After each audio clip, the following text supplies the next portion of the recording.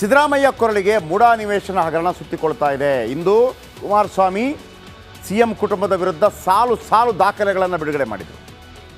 ಸಿದ್ದರಾಮಯ್ಯ ಪತ್ನಿಗೆ ಸೈಡ್ ಸಿಕ್ಕ ಬಗ್ಗೆ ಎಳೆ ಎಳೆಯಾಗಿ ಬಿಚ್ಚಿಟ್ರು. ಒಂದು ಮಾತು ಹೇಳ್ತಾರೆ, ಅದು ಸರ್ಕಾರಿ ಜಮೀನು. ಇವರ ತಮ್ಮ ಮಲ್ಲಿಕಾರ್ಜುನಯ್ಯ ಅಥವಾ ಇವರ ಅಳಿಯ ಹೆಂಡತಿ ಸಹೋದರ ಬಾಮೈದ ಅವರು ಸರ್ಕಾರಿ ಜಮೀನನ್ನು ಹೊಡೆದಿದ್ದಾರೆ ಅನ್ನುವಂಥ ರೀತಿಯಲ್ಲಿ ಆರೋಪ ಮಾಡಿದರು. ಸೈಟ್ ಕೊಟ್ಟಿದ್ದಾರೆ, 14 ಸೈಟ್ ತಗೊಂಡ್ರು, ಡಬಲ್ ತಗೊಂಡ್ರು, 50-50 ತಗೊಂಡ್ರು. ಆ ವಿಚಾರನೇ ಇಲ್ಲ. ಈಗ ಆ ಜಾಗ ಇತ್ತಲ್ಲ, ಮೂಡಾ ಜಾಗ, ಅದು ನಿಮ್ಮದಲ್ಲ, ಅದು ಫೋರ್ಜರಿ ಮಾಡಿ ನೀವು ಅದನ್ನು ಮಾಡ್ಕೊಂಡಿದ್ದೀರಿ ಅನ್ನುವಂಥ ಆರೋಪ ಮಾಡಿದ್ದಾರೆ. ಬನ್ನಿ, ಇದರ ಬಗ್ಗೆ ಒಂದು ಸ್ಪೆಷಲ್ ರಿಪೋರ್ಟ್ ನಿಮ್ಮ ಮುಂದೆ. ಇಲ್ಲ, ಸರ್ಕಾರವೇ ತಳ್ಕೊಳಕ್ಕಾಗೈತೆ ಬ್ರದರ್. ಇದು ಪ್ಲಾನ್ ತಳ್ಕೊಳಕ್ಕಾಗೈತೆ. ಮುಖ್ಯಮಂತ್ರಿಗಳೇ 98ಕ್ಕೆ ಡಿನೋಟಿಫಿಕೇಶನ್ ಮಾಡ್ಕೊಂಡಿದ್ದೀರಿ. ಹಿಂಗ ಸ್ವರೂಪ್ ಜವರ ಯಾವಾಗ ತೀರ್ಕೊಂಡು ಹೋಗಿದ್ದಾರೆ ಅನ್ನೋದನ್ನ ಸ್ವಲ್ಪ ಜನಗಳ ಮುಂದಿಡ್ತೀರಾ. ಮೂಡಾ ಸೈಟ್ ಹಂಚಿಕೆ ಹಗರಣಕ್ಕೆ ಬಿಗ್ ಟ್ವಿಸ್ಟ್. ಸಿಎಂ ವಿರುದ್ಧ ದಳಪತಿ ದಾಖಲೆಗಳ ದಂಗಲ್. ಮೂಡಾದಲ್ಲಿ ನಿವೇಶನ ಹಂಚಿಕೆ ಫೈಟ್ ಜೋರಾಗಿದೆ. ಸಿಎಂ ಹಾಗೂ ಮೈತ್ರಿ ನಾಯಕರ ನಡುವೆ ಮಾತಿನ ಮಲ್ಲಯುದ್ಧ ನಡೀತಾ ಇದೆ. ಸಿದ್ದರಾಮಯ್ಯ ಫ್ಯಾಮಿಲಿ ಸುತ್ತ ಹಗರಣ ಗಿರ್ಕಿ ಹೊಡೆಯುತ್ತಿದೆ. ಮುಖ್ಯಮಂತ್ರಿ ಗದ್ದುಗೆಯಿಂದ ಕೆಳಗೆ ಇಳಿಸಲು ದೋಸ್ತಿಗಳು ರಣತಂತ್ರವನ್ನ ಎಣೆಯುತ್ತಿದ್ದಾರೆ. ಸಿದ್ದರಾಮಯ್ಯ ವಿರುದ್ಧ ಕೇಂದ್ರ ಸಚಿವ ಕುಮಾರಸ್ವಾಮಿ ದಾಖಲೆ ಅಸ್ತ್ರವನ್ನ ಪ್ರಯೋಗಿಸಿದ್ದಾರೆ.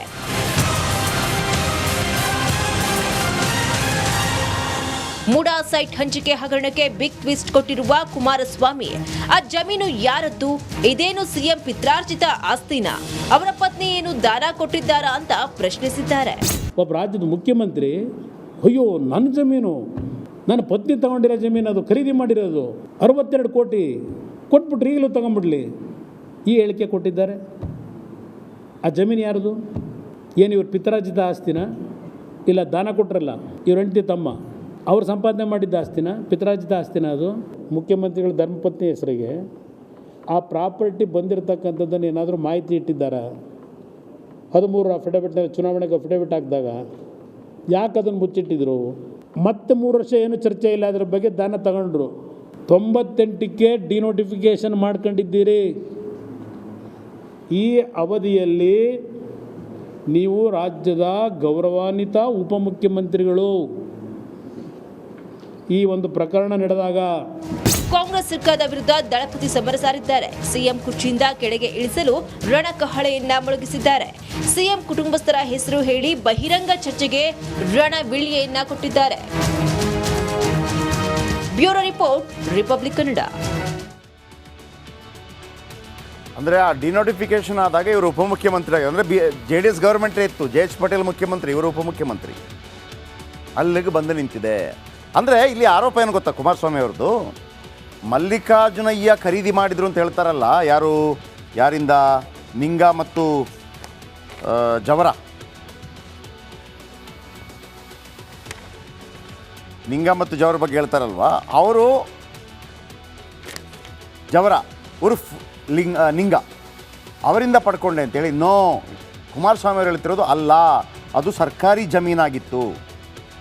ಸರ್ಕಾರಿ ಜಮೀನನ್ನು ಜವರ ಮತ್ತು ಉರ್ಫ್ ನಿಂಗ ಅನ್ನುವಂಥ ಹೆಸರಿನಿಂದ ನೀವು ಫೋರ್ಜರಿಯಾಗಿ ಪಡ್ಕೊಂಡಿದ್ದೀರಿ ಅನ್ನುವಂಥ ಆರೋಪ. ಅಂದರೆ ಬಾಮೈದ ಅದನ್ನು ವಾಪಸ್ ದಾನದ ರೂಪದಲ್ಲಿ ತಂಗಿ ಸಹೋದರಿ ಕೊಟ್ಟಿದ್ದೀರಿ.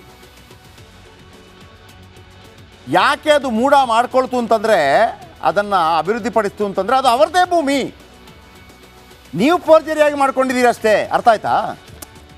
ಅಲ್ಲೊಂದು ಆರೋಪ ಬರುತ್ತೆ, ಏನು ಅಂತಂದರೆ, ನಮ್ಗೆ ಗೊತ್ತಿಲ್ಲದೆ ಮಾಡ್ಕೊಂಬಿಟ್ರು. ನಮ್ಗೆ ಗೊತ್ತಿಲ್ಲದೆ ಅಲ್ಲ, ಅದು ಮೂಡಾದ್ದೇ, ಸರ್ಕಾರಿ ಇದೆ, ನೀವು ಡುಪ್ಲಿಕೇಟ್ ಮಾಡ್ಕೊಂಡಿದ್ದೀರಿ ಅಂತೇಳಿ ದೊಡ್ಡ ಬಾಂಬ್ ಹಾಕಿದ್ದಾರೆ.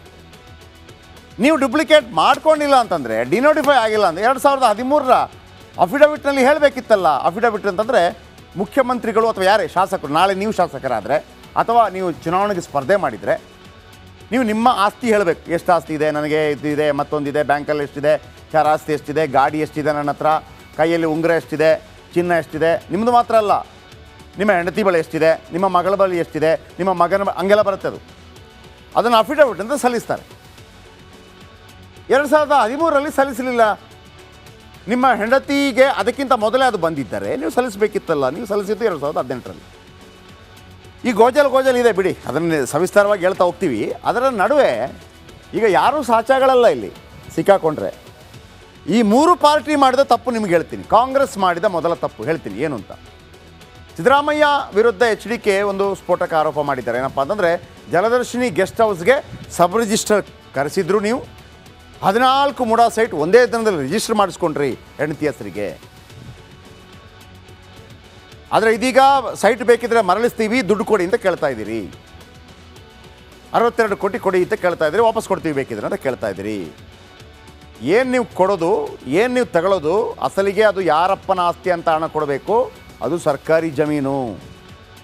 ನೀವು ಫೋರ್ಜರಿ ಮಾಡಿ ಪಡ್ಕೊಂಡಿದ್ದೀರಿ ನಿಮ್ಮ ಕುಟುಂಬ. ಅಂದರೆ ಬಾಮ ಇದನ್ನು ಹೇಳ್ತಿರೋದು. ಆ ಜಮೀನು ಸಿದ್ದರಾಮಯ್ಯ ಪಿತ್ರಾರ್ಜಿತ ಆಸ್ತಿ ಅಲ್ಲ ಅಂತ ಕುಮಾರಸ್ವಾಮಿ. ಸಿದ್ದರಾಮಯ್ಯನ ಹೆಂಡತಿ ತಮ್ಮನ ಪಿತ್ರಾರ್ಜಿತ ಆಸ್ತಿ ಕೂಡ ಅಲ್ಲ ಅವರು ದಾನ ಮಾಡಲಿಕ್ಕೆ. ಪಾರ್ವತಿ ಸಹೋದರ ಮಲ್ಲಿಕಾರ್ಜುನಯ್ಯ ಖರೀದಿ ಮಾಡಿದ್ದು ಸರ್ಕಾರಿ ಜಮೀನನ್ನು ಫೋರ್ಜರಿ ಮಾಡಿಕೊಂಡು. ಯಾರು? ಜವರ ಉರ್ಫ್ ನಿಂಗ. ಅರೆ ಅದೆಂಗಾಗತ್ತೆ? ಜವರ ನಿಂಗ ಅವರ ಫ್ಯಾಮಿಲಿ ಅವ್ರದ್ದಲ್ವ ಜಾಗ ಅಂತ ನೀವು ಹೇಳ್ಬೋದು. ಅದೆಂಗ್ರಿ ಆಗುತ್ತೆ? ಜವರ ಮತ್ತು ನಿಂಗ ಅಂತ ಒಬ್ಬ ಇದ್ದಾರಲ್ಲ, ಅವರಿಂದ ತಾನೇ ಖರೀದಿ ಮಾಡಿದ್ದು ಅಂತ ಕೆಲವರು ಕೇಳ್ಬೋದು. ಮಲ್ಲಿಕಾರ್ಜುನಯ್ಯ ಖರೀದಿ ಮಾಡಿದ್ದು ಹೆಂಗೆ ಹೇಳ್ತೀರಿ ಸರ್ಕಾರಿ? ಮತ್ತು ಜವರ ನಿಂಗ ಯಾರು? ಈ ಜವರ ನಿಂಗ ಹುಡುಕ್ಲಿಕ್ಕೆ ಹೋದಾಗ ಜವರ ನಿಂಗ ಅನ್ನೋ ವ್ಯಕ್ತಿನೇ ಇಲ್ಲ, ಆತನ ಅಡ್ರೆಸ್ಸು ಇಲ್ಲ, ಎಲ್ಲೂ ಕಾಣ್ತಿಲ್ಲ. ಈಗ ಡೌಟ್ ಶುರುವಾಗಿದೆ.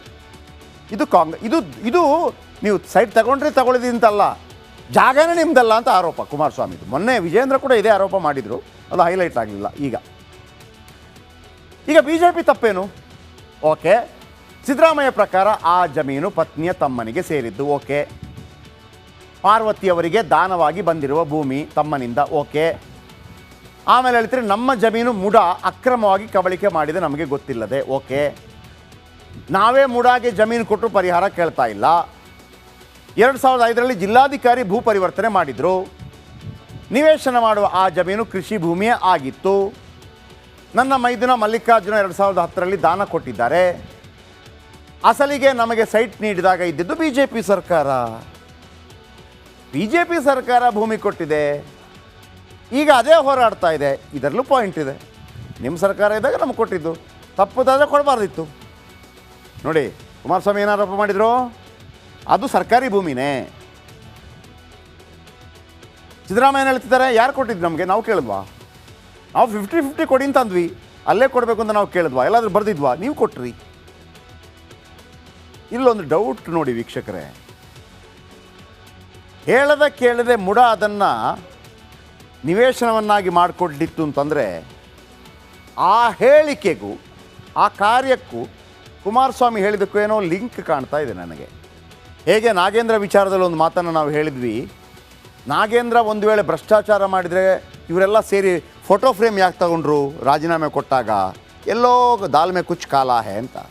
ಈಗ ಕುಮಾರಸ್ವಾಮಿ ಹೇಳ್ತಾ ಇದ್ದಾರೆ, ಅದು ಸರ್ಕಾರಿ ಭೂಮಿ, ಜವರ ವರ್ಸಸ್ ನಿಂಗ ಅನ್ನೋರು ಇರಲಿಲ್ಲ, ಸರ್ಕಾರಿ ಭೂಮಿಯನ್ನೇ ಫೋರ್ಜರಿ ಮಾಡಿಕೊಂಡು ನೀವು ದಾಖಲೆ ಮಾಡಿಕೊಂಡು ಅದನ್ನು ಸಹೋದರಿಗೆ ಕೊಟ್ಟಿದ್ದೀರಿ ಅಂತ ಒಂದು ಆರೋಪ. ಕಾಂಗ್ರೆಸ್ ವಿಚಾರಕ್ಕೆ ಬಂದಾಗ ನಮಗೆ ಗೊತ್ತಿಲ್ಲದೆ ಅದನ್ನು ನಿವೇಶನ ಮಾಡ್ತು ಮೂಡ ಅಂತ ಹೇಳ್ತೀರಿ. ಹೆಂಗೆ ಮಾಡೋಕ್ಕಾಗತ್ತೆ? ಆಮೇಲೆ ಮೂಡ ಹೇಳ್ತಂತೆ ನಮ್ಮಿಂದ ತಪ್ಪಾಗಿದೆ ಅಂತೇಳಿ ಒಂದು ತನಿಖೆ ಆಗಬೇಕು.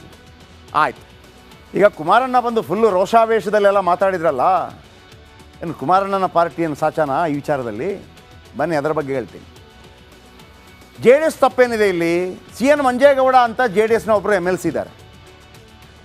CN ಮಂಜೇಗೌಡರು ಮೂಡಾ ಸಮಿತಿ ಸದಸ್ಯರು ಕೂಡ ಅವರು. ಶ್ರೀರಾಂಪುರ ಅಂದರೆ ಬೆಂಗಳೂರು ಶ್ರೀರಾಂಪುರ ಅಲ್ಲ, ಮೈಸೂರು ಶ್ರೀರಾಂಪುರದಲ್ಲಿ 2001ರಲ್ಲಿ ವಸತಿ ಬಡಾವಣೆ ನಿರ್ಮಾಣ ಆಗುತ್ತೆ. ಭವ್ಯ ಭಾರತ್ ಹೌಸಿಂಗ್ ಸಹಕಾರಿ ಸಂಘದಿಂದ ಅದು ನಿರ್ಮಾಣ ಆಗುತ್ತೆ. CN ಮಂಜೇಗೌಡರು ಇದೇ ಸೊಸೈಟಿಯ ಅಧ್ಯಕ್ಷರಾಗಿರ್ತಾರೆ. ಈ ಬಡಾವಣೆಯಲ್ಲಿ ಉದ್ಯಾನಕ್ಕೆಂದು ಸ್ಥಳ ನಿಗದಿಪಡಿಸಿದ್ರು.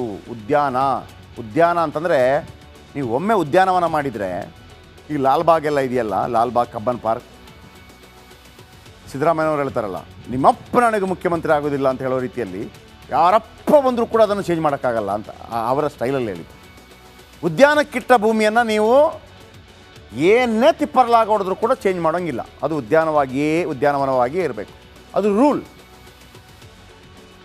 ಆದರೆ ಉದ್ಯಾನ ಜಾಗ ಸೊಸೈಟಿ ಮೂಡಾಕ್ಕೆ ನೋಂದಣಿ ಮಾಡಿದೆ. ಉದ್ಯಾನಕ್ಕಿದ್ದ ಜಾಗವನ್ನು JDS MLC ಆ ಸ್ಥಳದ ಸುಳ್ಳು ದಾಖಲೆ ಸೃಷ್ಟಿಸಿ ಸೈಟ್ ಮಾಡಿ ಮಾರಾಟ ಮಾಡಿದ್ದಾರೆ. ಸುಳ್ಳು ದಾಖಲೆ ಸೃಷ್ಟಿಸಿ ಮಾರಾಟ ಮಾಡಿದ ಆರೋಪ JDSನ ಗೌಡ್ರ ಮೇಲಿದೆ. ಮುಡಾದ ಈ ಜಾಗ ಕೋಟಿ ಕೋಟಿ ಬೆಲೆ ಬಾಳ್ತಾ ಇದೆ. ಮಂಜೇಗೌಡ ವಿರುದ್ಧ ಜನಪ್ರತಿನಿಧಿಗಳ ಕೋರ್ಟ್ನಲ್ಲಿ ದೂರು ದಾಖಲಾಗಿದೆ. ಈಗ ಮಂಜೇಗೌಡರು ಮಾಡಿದ್ದೇನು? ಉದ್ಯಾನವನ ಭೂಮಿಯನ್ನು ಚೇಂಜ್ ಮಾಡಿ ಮಾರಾಟ ಮಾಡಿದ್ದಾರೆ. ಕುಮಾರಸ್ವಾಮಿ ಅವರ ಆರೋಪ ಪ್ರಕಾರ ಸರ್ಕಾರಿ ಭೂಮಿ ಏನಿದೆ ಅದನ್ನು ನೀವು ಸುಳ್ಳು ದಾಖಲೆ ಸೃಷ್ಟಿಸಿ ಮಲ್ಲಿಕಾರ್ಜುನಯ್ಯ ಅವರು ಸಹೋದರಿಗೆ ದಾನ ಮಾಡಿದ್ದಾರೆ. ಮತ್ತೊಂದು ಆರೋಪ ಇರೋದೇನು? ಮೂಡ ಮಾಡಿರೋ ತಪ್ಪು ಅದು ಮುಖ್ಯಮಂತ್ರಿಗಳ ಪತ್ನಿ ಜಾಗವಾಗಿತ್ತು. ಗೊತ್ತಿಲ್ಲದ ನಿವೇಶನ. ಅದು ಹೆಂಗ್ರಿ ಗೊತ್ತಿಲ್ಲದ ನಿವೇಶನ ಮಾಡ್ತಾರೆ ಅಲ್ವಾ? ಒಂದು ಡೌಟ್ ಬರಲ್ವಾ? ನಮ್ಗೆ ಗೊತ್ತಿಲ್ಲ, ನೀವು ನಿವೇಶನ ಮಾಡಿ ಮಾರಾಟ ಮಾಡಿ ಆಗಿದೆಯಂತೆ. ಹಾಗಿದ್ದರೆ ಅದು ಸರ್ಕಾರಿ ಜಾಗವೇ ಆಗಿತ್ತಾ? ಈ ದಾಖಲೆ ಸುಳ್ಳ? 98ರಲ್ಲಿ ಸಿದ್ದರಾಮಯ್ಯನವರು ಉಪಮುಖ್ಯಮಂತ್ರಿ ಆಗಿದ್ದಾಗ ಏನಾದರೂ ಆಯ್ತಾ? ಈಗ ಮೂರು ಪಕ್ಷಗಳ ಮೇಲೆ ಡೌಟ್ ಬರ್ತಾ ಇದೆ. BJP ನೇನು ಸಾಚ ಅಲ್ಲ, ಅಲ್ಲಿ BJP ಅವ್ರದ್ದು ಬರುತ್ತೆ, ಹೇಳ್ತೀನಿ.